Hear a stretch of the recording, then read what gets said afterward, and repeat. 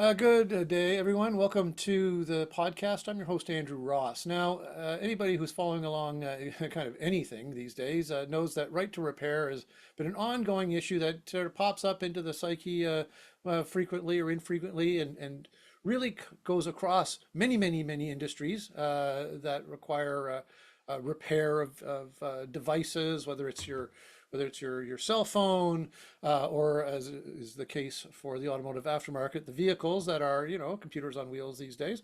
Um, and you might not all be aware of how international this is as an issue. It crosses all borders.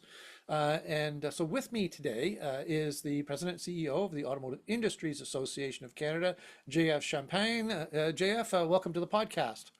Good afternoon, Andrew. Thank you for having me. Yeah, and JF, further to my last point, I've just come back from a very international meeting as part of the Automechanica global event in Frankfurt, talking right to repair with colleagues around the world. Isn't that right? That's actually right, Andrew. Automechanica, again, happens every 2 years in Germany. And part of that event is a regular meeting of what we call the Global Right to Repair meeting for various associations around the world, including AIA Canada, who represents the country, to discuss about our own advancement challenges with the right to repair. And this one was one of the best that we've attended, quite frankly, in recent history for sure. What made it so good by your estimation? It's because we're really seeing movement. We are seeing progress. Our collective efforts around the world are really starting to show. Whether you think about Australia, who's now into the implementation of the latest right to repair legislation, the Americans really pushing the whole Repair Act through Congress, so the federal level. And here in Canada, where we had the recent passing of the right to repair legislation in the province of Quebec. People have almost missed it if they haven't, blinked too fast. But we did get passage of a right to repair legislation in the province of Quebec. It's a first in Canada. And basically, we're just at the phase now. We're going to implement this piece of legislation in the province in the early months of 2025.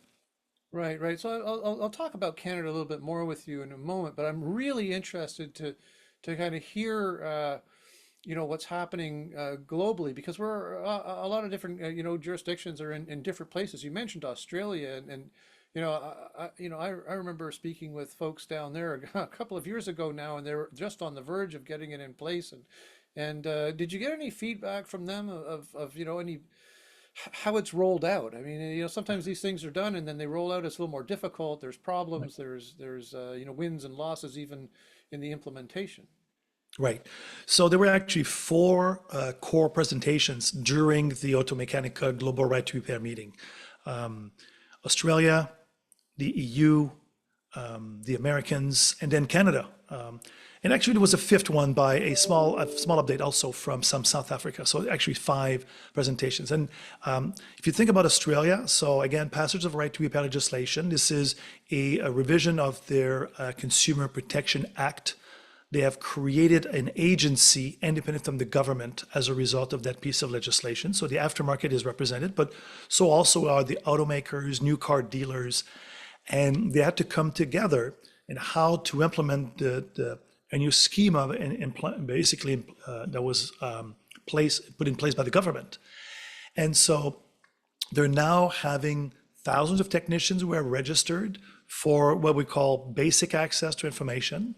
They could also get through training and then get access, enhanced access for EV specific information. And then thirdly, go to the highest level, which is for vehicle security program, basically be able to reprogram immobilizers and key codes and things like that. And quote unquote, working very well. Lots of requests, much greater access. So automakers, in fact, have made efforts to be in compliance and made a lot of information that was not before readily available to the aftermarket. So this is all good. On the minus side, maybe they pointed out the fact that there has yet to seen any enforcement. So despite some automakers not being compliant and been referred to the government for enforcement, they've yet to seen fines being levied. And quote unquote, it's coming, it's in the process, but yet to be seen. Two, again, some pressure back from the automakers in some areas that are a little challenging. And the whole AV components of that is creating difficulties because automakers don't necessarily look at the repair procedures for their vehicle through the lens of whether it's an EV or not. But overall, very positive, and a lot of people say, "Hey, we're basically about to fix cars at a lower price point," which is very positive. Well, that's excellent. Yeah. So you know, what what are the folks in the EU saying? Because again, you know, I'm old school. I'll still think of it in lots of different countries, you know, but obviously it's one economic group, and we won't even talk about, you know, the UK right now or Britain. Yes. But what's the EU saying? Where are they? What are their views, and how are they approaching right to repair? And we heard Australia is doing it as a consumer protection issue. What's the EU's approach? So it's more through the Competition Act. They call it block exemption. That's the buzzword they use. That's been renewed, which is very positive. But keep in mind, they're coming to the end of the current EU government. So they're expecting now change of government. And they're expecting a change of directions a bit. The current government has been very focused on digital rights, right? And so GDPR, and we've seen a lot of different movement from that. And so the lens by which they've addressed right to repair is access to data. And while they've seen great advances on that, they've been limited in the fact that many of the legislations don't specifically address the automotive sector. So it leaves a lot of gray zones. In some instances, basically automakers have simply said doesn't apply, or they have to go through the highest courts. Now, EU is pleased to say that, in fact, they have found a couple of automakers basically losing court cases in the highest court and having to revert back to some. So specifically, onboard gateways have been put in place to limit access to onboard diagnostic have been deemed to be non-compliance to the block exemptions, as an example. And so it'll be interesting to see what the next steps are. And their view as well in the EU, this is ongoing. So they're looking to see what the next government is going to do. But again, very happy to see some of the court cases reiterating the fact that automakers cannot use issues such as auto theft, cybersecurity as excuses to block or prevent the automotive aftermarket to access the information they need to fix the cars.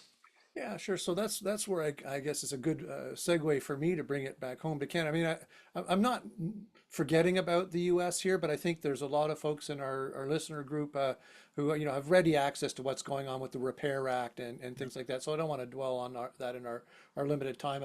I urge anybody who's interested in looking up more about the Repair Act to either go to, you know, AutoCare's website or frankly, Indie Garage or Jobber Nation and do a search for Right to Repair, and you'll come up with a bunch of updates on that, certainly readily available for us here. But that idea of kind of calling in the demon of theft and whatnot is something that we've seen a little bit of here in Canada as the automakers and automaker related groups have tried to oppose right to repair. Or am I remembering that correctly? That's right. It's part of an ongoing suite of talking point and tactics that automakers and new car dealers will use to say there's no need for legislation. Is going to, if we have right to repair, we're going to have more car being stolen. We're going to have, and so. And I don't want to dwell into that, but the fact is, in this very country of Canada, our efforts have yielded some great result in the province of Quebec. So they're, again, similar, but not the same to what we've seen in Australia, a change to the Consumer Protection Act. And so Bill 29 essentially comes in, amend the current code. It applies across industries. It's not specific to automotive, but there are sections of this new bill that actually is specific to automotive. Section 39.4 will say an automaker shall make available all the information needed for the diagnostic, repair, and maintenance of a vehicle. That information needs to be made available to the car owner or a third party acting on its behalf, so the automotive aftermarket. and further, reinforce that automakers cannot remove themselves from that requirement because in other sector there may be provisions for an opt-out, but those do not apply in the automotive space. So Right. Yeah. this is awesome. Now the law is in force, but the regulations, the actual, how to, have yet to be released by the government. So we're basically going to expect this out anytime before the end of this year, and expect the enforce aspect of these regulations to be in the early part of 2025. And we'll see then really what automakers' position going to be. Are they in fact going to start to make available information that they're now not making available, specific tools? We're really have seen, we talked to people in our membership who say, we're seeing really an erosion of access, of information, and types of repairs on newer vehicle, 2019, 2020, that we simply just have to turn over to the dealership. So we're really hoping that there'll be a high level of compliance by automakers, but we'll be there to see what their responses is in 2025. What's your, is there any kind of thoughts on how this is going to look when it's actually in place? Is there going to be some sort of central, you mentioned in Australia, they've created a central body to manage some of this. Is it be handled through like existing government structures, or is it going to be kind of left to the various bodies involved with working with it to keep it in place and then raise their hand when something's Right. not being done?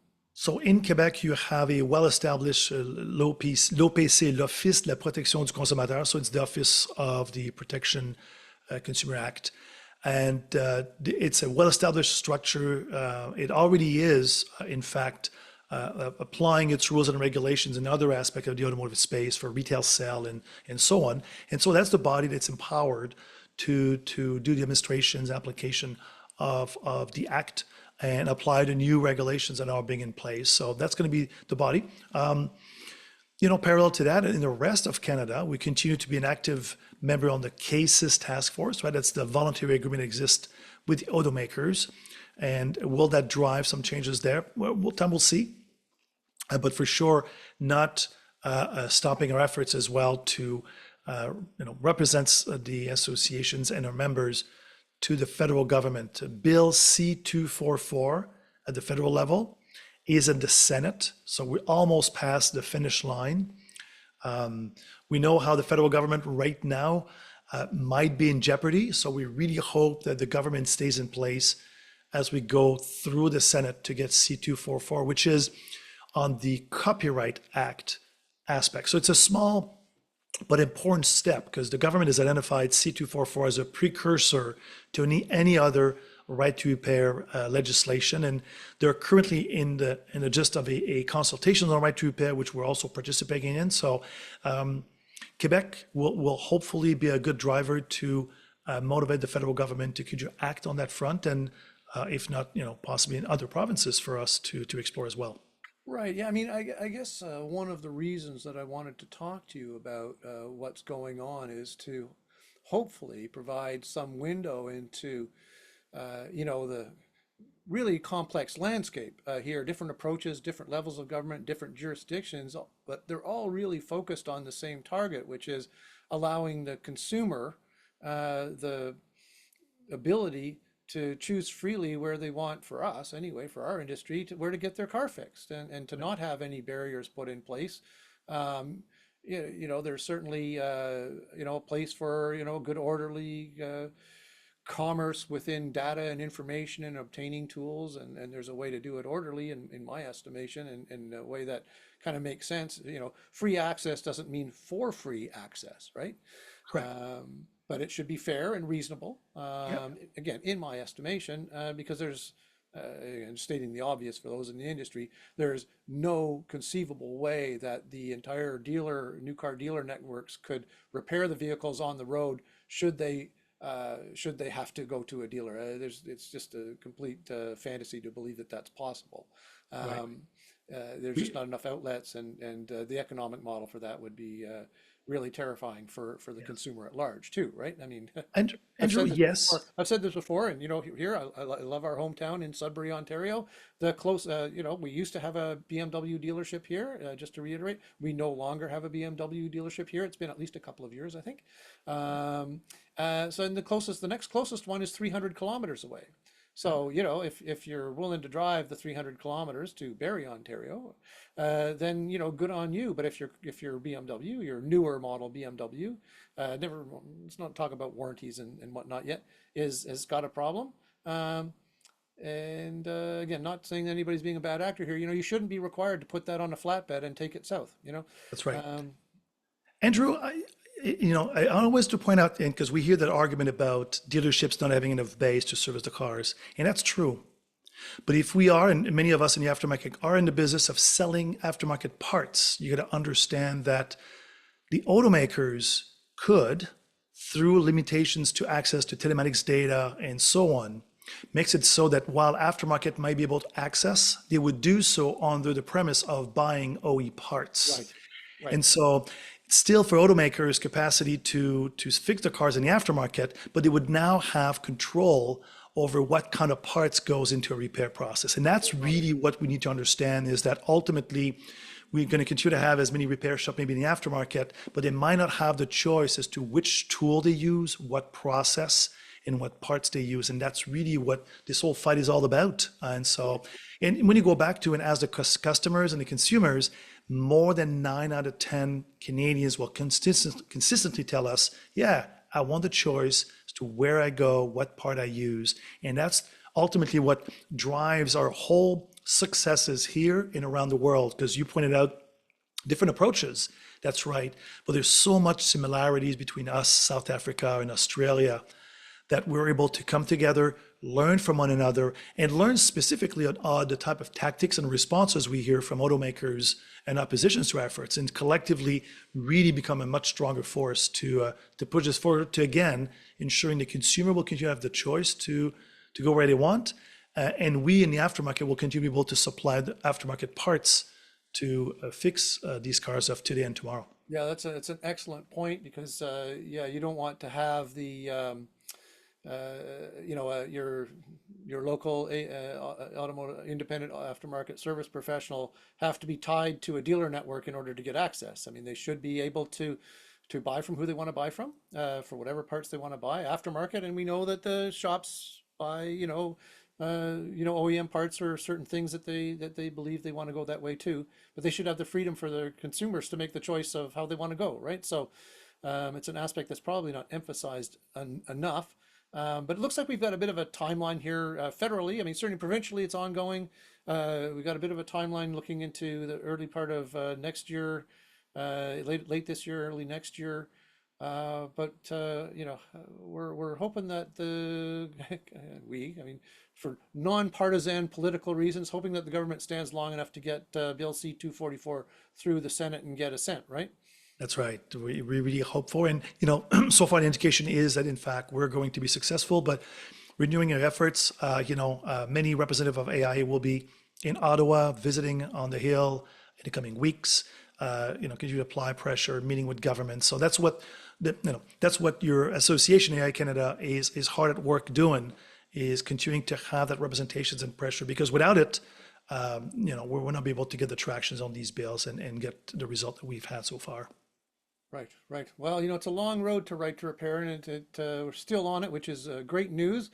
Thanks, JF. I really appreciate you coming on and giving me a good kind of update on what's happening, and a good reminder for everybody out there that there's a lot of work going on here federally and provincially. We do have a really positive move in Quebec. I mean, as you say, people might have missed it because it's been passed and enforced as a law, but the regulations is really putting boots on the ground for it is coming, and that hopefully will help push other jurisdictions federally and provincially to address the issue too. At least that's my hope, and should be the hope of everybody out there working in the automotive aftermarket to make sure that you can serve your customers with the parts they need and service that they need and the reliable repairs and information that you can get at a good solid aftermarket value price, right? Absolutely, Andrew. Absolutely, and that's what we're here for, and that's the purpose and the goals of the association's ongoing for sure. Well, thanks so much, JF, for coming on for this. I'll put a link in the show notes because there's some good web resources out there for everybody in the aftermarket and beyond, and consumers as well, should you happen to stumble across this broadcast, Absolutely. to If I may, get educated about right to repair in Canada, right? if I may, RighttoRepair.ca. That's our website, aicanada.com, but RighttoRepair.ca. Lots of information as well there as well. Yeah. Excellent. All right. Thank you so much. Thank you everyone for listening. Have a great day. Be good to each other, and we'll all get through this together. Thanks again, JF. Thank you again.